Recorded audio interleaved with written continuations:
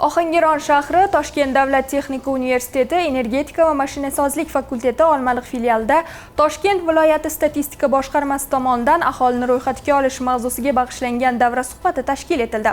Hozir shu haqda. Har bir davlat o'zining demografik holatini, aholining ijtimoiy-iqtisodiy ahvolini, yashash sharoitlarini chuqur o'rganishga intiladi. Bunday ma'lumotlar esa faqatgina tizimli va ilmiy asoslangan ro'yxatga olish ishlari orqali olinadi. Bu jarayonda har bir fuqaroning ishtiroki bilangina jamiyatdagi muhim ehtiyojlar aniqlanadi, resurslar oqilona taqsimlanadi va rivojlanish strategiyasi puxta ishlab chiqiladi. Shu bois yurtimizda aholini ro'yxatga olish masalasiga alohida e'tibor qaratilib, bu borada aholi xabardorligini oshirish maqsadida targ'ibot tashviqot tadbirlari ham izchil olib borilmoqda. Mazkur tadbir ham ayni shu maqsadda o'tkazildi. Davra suhbatida biz faqat aholini ro'yxatdan o'tkazmish, balkim statistikani faoliyati to'g'risida ham ma'lumotlar berib o'tdik. Statistika nima uchun davlatimizga kerakligi va aholini ro'yxatdan o'tkazish ham nimalar berishi to'g'risida tushunchalar berib o'tdik. Aholini ro'yxatdan o'tkazish bizga O'zbekiston Respublikasining ijtimoiy-iqtisodiy istiqbolni rivojlantirish bo'yicha yordam beradi.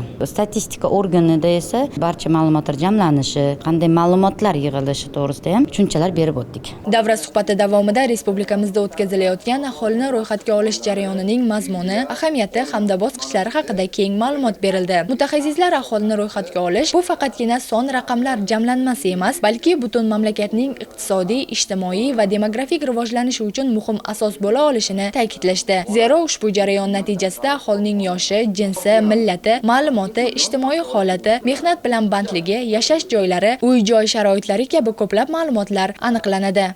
Davra suhbatida O'zbekiston aholisini doimiy ro'yxatga olish, hozirgi vaqtdagi tug'ilish soni, shu bilan birgalikda sanoat korxonalari jarayonidagi statistik ma'lumotlar hamda talabalarimizga kelajakda statistik ma'lumotlar bilan ishlay olish ko'nikmalari haqida ma'lumotlar berib o'tildi. Ushbu davra suhbati davomida talabalarimiz o'zlariga kerak bo'lgan ma'lumotlarni ega bo'lishdi.